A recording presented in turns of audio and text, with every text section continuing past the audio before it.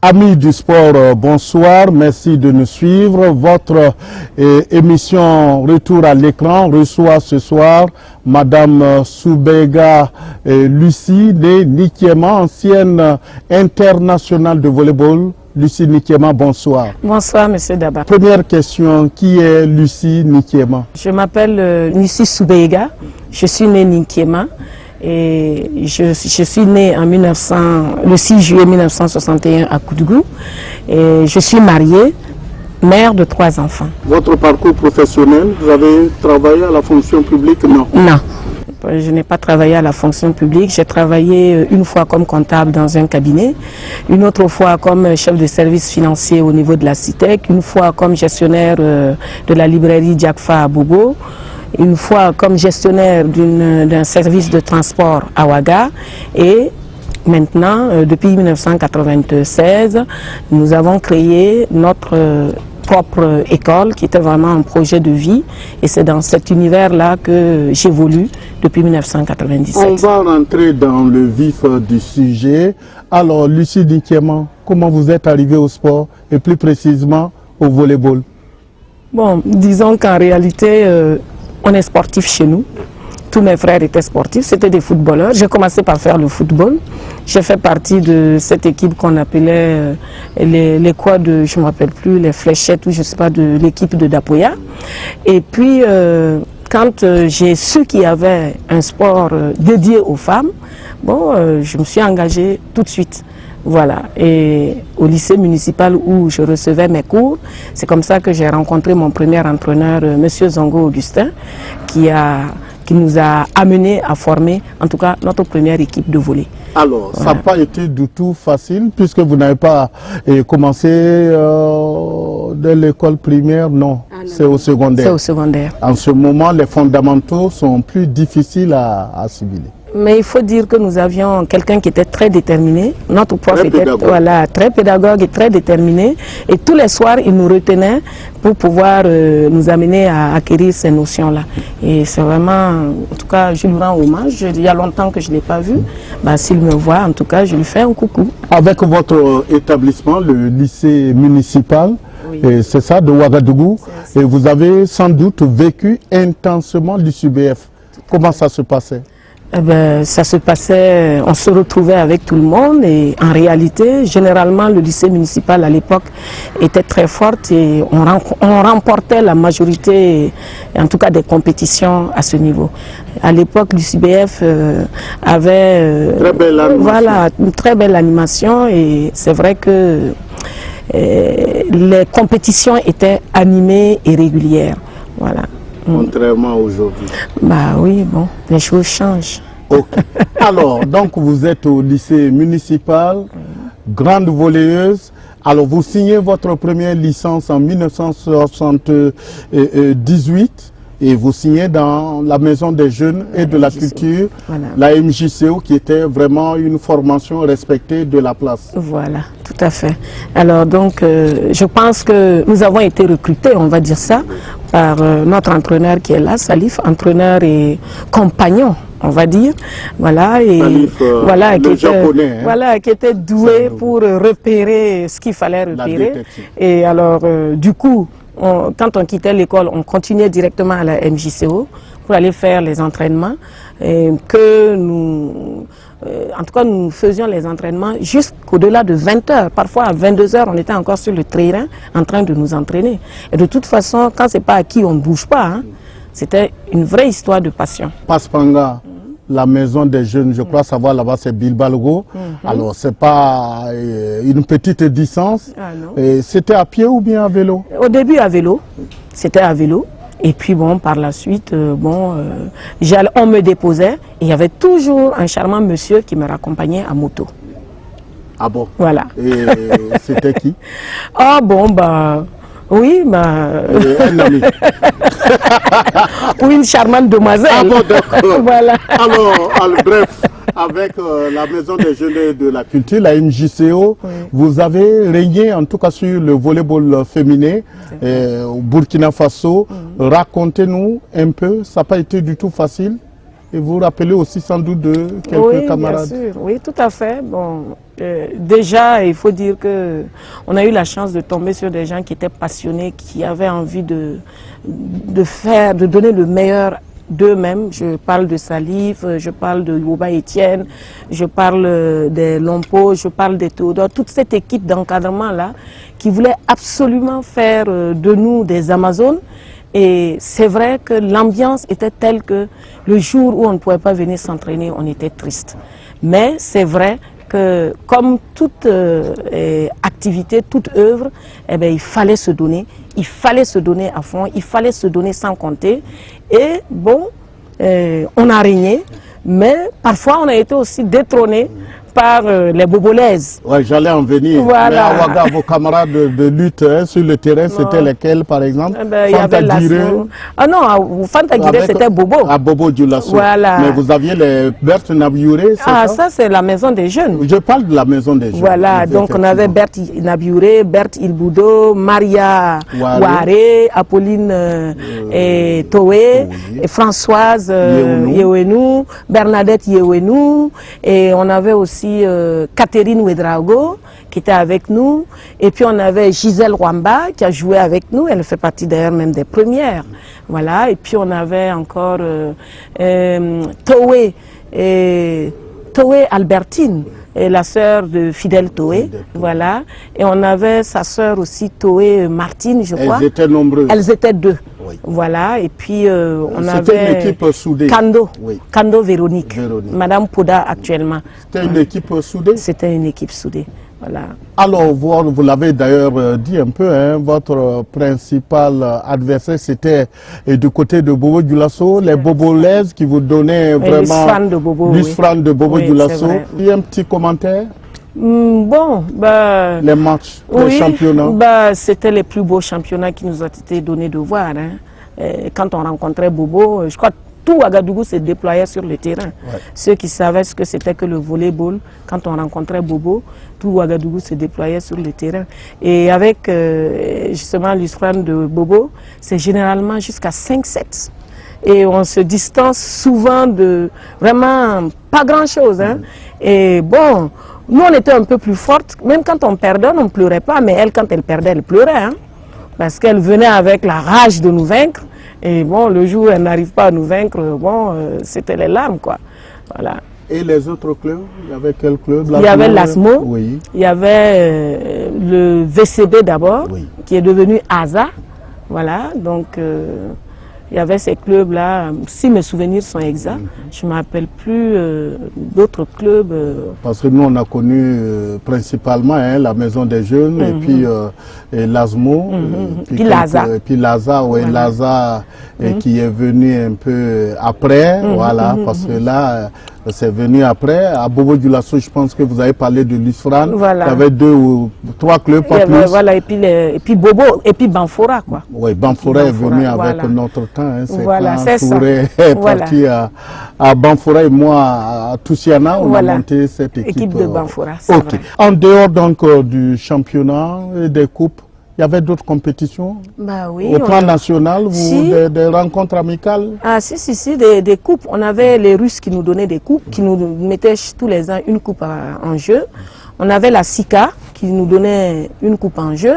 On avait également UTA à l'époque. Et on avait aussi l'ambassade de France qui mettait tous les ans une coupe à notre disposition. Il y avait la Lonabé à l'époque. En tout cas, ce dont je m'en rappelle, c'était ça. Et les compétitions se passaient tous les week-ends et c'est animé jusqu'à 22h, 23h. Hein. Bien réparti ou bien c'est la MJCO qui raflait un peu? Bon, on régnait, vous l'avez dit, ce n'est pas de notre faute. Hein. Bon. Chacun son règne. Alors, quoi. Voilà, alors on quitte ce championnat et ces coupes et pour parler de l'équipe nationale. Vous intégrez l'équipe nationale en 1979, une année seulement après votre arrivée à la Maison des Jeunes et de la Culture. Oui. J'avoue que ça a dû être une autre expérience pour vous. C'est vrai. Et là, il fallait vraiment se battre. De toute façon, Salif est là. Il a fallu se battre pour se faire recruter. Oui. Parce qu'à l'époque, il y avait énormément de meilleures joueuses. Hein, et ce n'était pas facile. Il n'y avait pas de secret. Les meilleures joueuses, c'était lesquelles? Il fallait travailler. Il y avait les Fanta Guiré, il y avait les Maï Traoré de Bobo, on avait Rosalie Pampané, on avait Rosalie de Banfora que vous nous avez amené. Voilà, Rosalie Sanou. Et puis chez nous, on avait les Waré Maria, les Catherine. Et puis, on avait également... Berthe Nabiouré. Berthe Nabiouré, voilà, qui est du côté de la Côte d'Ivoire. Voilà, tout à fait. Donc, voilà. Elle était reconnue pour ses services. Ah oui, et tennis, même pour... puissant. Même pour ses attaques. Ses smash. Oui, même pour ses smash. Donc, vous jouez en équipe nationale jusqu'en 84. Et près, les compétitions internationales, vous vous rappelez un peu de quelques-unes? Moi, je sais seulement que je me rappelle un peu de ces tournois de la RDP en 1, en 2. Voilà, de la on avait zone 3 beaucoup aussi. De difficultés aussi avec les Ghanéennes. Hein. Ah oui, bon, de toute façon, je ne sais pas si on a réussi à battre les Ghanéennes une fois, je ne m'en rappelle pas. Mais je crois qu'on n'a pas réussi à les battre une fois, hein, les Ghanéennes. Je ne pense pas. Par contre, les Togolaises, bon, c'était une fois sur 2. Voilà, donc on a été au Togo dans le cadre de la zone 3. Et on avait gagné notre match à l'époque, là, malgré les conditions dans lesquelles on a été reçus. Et puis ensuite, avec la Révolution, on avait tous les ans donc une compétition qui nous internait tous au niveau du PMK. Alors, pour que nous puissions faire un tournoi international. Et je pense que les Ghanéennes sont souvent venues, les Togolaises aussi sont venues. Et la RDC, le Congo est venu 1 ou 2 fois. Voilà. C'était le haut niveau. Voilà. Oh, elles nous ont pas battus. Hein. Non, c'était un peu. Celles qui nous ont battus, vraiment, qui nous ont fait voir le feu, c'est les Malgaches à Tripoli. Quand on est parti pour les journées de la jeunesse en Libye, là, bon. En dehors de la Libye, vous n'avez pas disputé de championnat d'Afrique à un moment donné ou de zone 3 par exemple? Si. C'est ça, oui. Oui, au Togo. Au Togo. Voilà. Et là, il n'y avait que les Togolaises et les Ghanéennes. Voilà. À l'époque, les autres pays n'avaient pas d'équipe féminine. Voilà. Les résultats, donc, bon, moyen, pas bon, bon, ça dépendait de la compétition. Tout à fait. Tout à fait. Les entraînements, je reviens un peu sur ce volleyball féminin. Les entraînements avaient lieu essentiellement à la Maison des Jeunes et de la Culture. Oui. Le manque d'infrastructures, peut-être un peu même du matériel, ça vous limitait un peu dans vos mouvements? Bon, avec du recul, je ne sais pas, mais nous on avait envie de jouer et on jouait. On était content de jouer. Tous les soirs, on se bousculait pour aller au terrain. Donc on ne voyait même pas qu'il manquait des choses. On avait envie de jouer, on jouait. En club, tout comme en équipe nationale, et comment, Lucie, vous étiez traité? Aujourd'hui, on sait quand on est en équipe nationale, au football, on peut empocher pour un match, un joueur peut empocher au moins 3-4 millions, ça dépend du résultat. Alors, volleyball à l'époque, peut-être quoi, 10 000 francs? Même pas? Je ne sais pas. Moi, je n'ai même pas de souvenir que j'ai eu 5 francs même au volleyball. Oui. Franchement, je ne me rappelle plus. Pas de motivation. La seule motivation pour vous, c'était jouer, de défendre les couleurs nationales. Oui, puis de jouer. Aujourd'hui, Lucie Nikiema, vous n'êtes plus sur le terrain, vous suivez un peu peut-être le volleyball à la télé, à travers des résumés, et une appréciation aujourd'hui de notre volleyball, surtout féminin? Tout ce qu'on fait doit être guidé par de la passion, de la détermination. Quand on n'est pas déterminé, quand on n'est pas passionné, on ne peut pas aller au bout. Bon, il faut dire que les choses évoluent, les choses changent. Bon, vers quoi ça change, ça on ne sait pas. Mais on voit que de plus en plus les choses sont diluées. Voilà. Et je pense que ce qui se passe au niveau du volley, bon, est exactement ce qui se passe au niveau des autres disciplines, quoi. Donc, faut qu'on travaille. Voilà. Il faut travailler. Moi, j'avoue qu'aujourd'hui, quand je vais vers un terrain de volleyball, surtout les matchs féminins, j'ai envie de verser des larmes. Je vous revois un peu sur le terrain. Il manque un peu à ces jeunes filles la détermination, l'engagement, et c'est un peu pénible. Les garçons, ça va un peu. Ouais. Il faut s'engager. Il faut s'engager, il faut y aller. Alors, et qu'est-ce qu'il faut faire maintenant pour peut-être donner un peu plus de vie à ce volleyball que nous aimons tous? Bon, c'est vraiment... de voir un peu les infrastructures. Bon, je pense que c'est d'abord une question d'homme, une question d'engagement et puis une question de compétence. Je pense qu'il faut mettre les gens qu'il faut là où il faut. Voilà. Parce que pour conduire une équipe, il faut aussi savoir manager les hommes. Il n'est pas dirigeant d'un club qui le veut. Hein? Il y a une science pour diriger un club. Parce que si vous n'arrivez même pas à faire en sorte que tous ceux qui sont là vous regardent avec respect, bon, c'est difficile. Vous ne pouvez pas produire dans un milieu malsain. Vous voyez. Donc je pense que le gros problème est à ce niveau. Il faut mettre les gens à la place qu'il faut. Je crois que si les gens sont à leur place, bon, nous ne sommes pas plus fortes que les jeunes de maintenant. Là, oui. Non, si elles sont entraînées, mais elles vont avoir des passions et puis elles vont se battre. Voilà. Donc je pense qu'il faut mettre les gens à leur place. Alors, voilà. peut-être des conseils aussi à ces jeunes générations manque un peu quelque chose. Oui, c'est vrai, mais le premier problème, ils regardent les adultes. C'est quel regard que les adultes leur donnent? C'est avec ça qu'ils vont pouvoir se frayer un chemin. Mais si le regard qu'on leur donne ne permet pas de s'engager, de se déterminer, de se passionner pour quelque chose et de lutter pour aller au bout, eh bien, ils ne pourront pas le faire. Vous l'aviez dit d'ailleurs, le sport, c'est une affaire, à mon avis. Hein, on a l'impression de famille chez vous. Et votre famille a produit de très grands sportifs, des sportifs de haut niveau. Il y a les regrettés René, Célestin, et Zaksova, et puis Afo. Et vous êtes leur sœur. Mais comment? C'est la culture du sport dans la famille? Non? Comment c'est arrivé?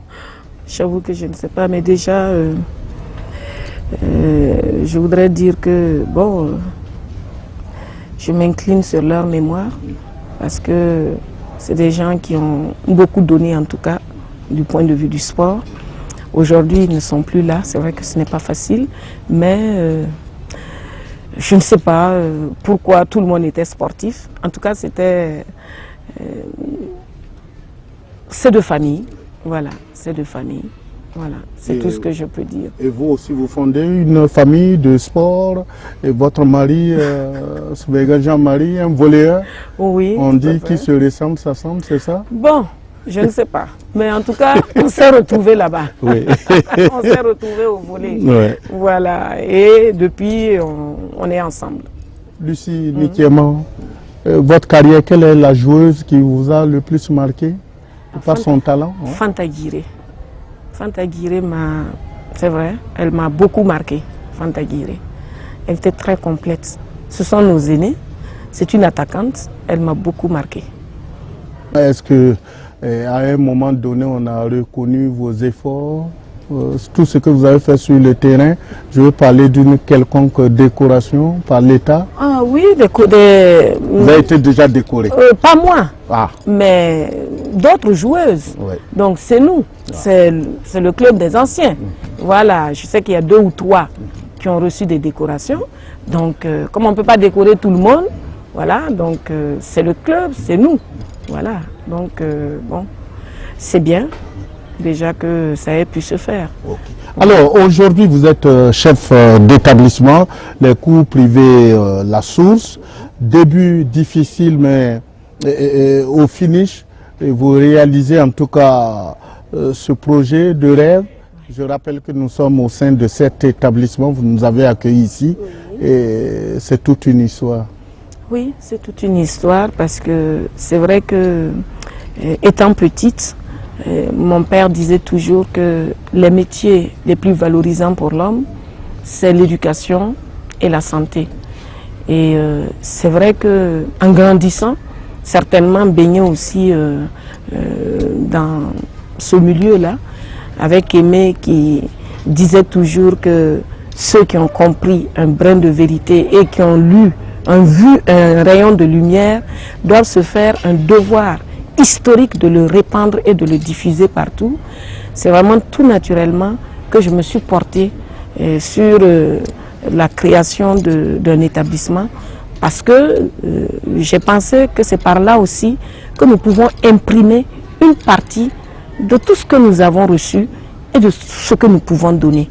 Voilà. Et c'est vrai que si c'est à refaire, je le referai parce que je pense qu'effectivement, bon, on arrive en tout cas à atteindre les objectifs que nous nous sommes fixés, qui sont bon, de montrer à la face, en tout cas du monde, que bon, la baisse du niveau de l'éducation là n'est pas une fatalité.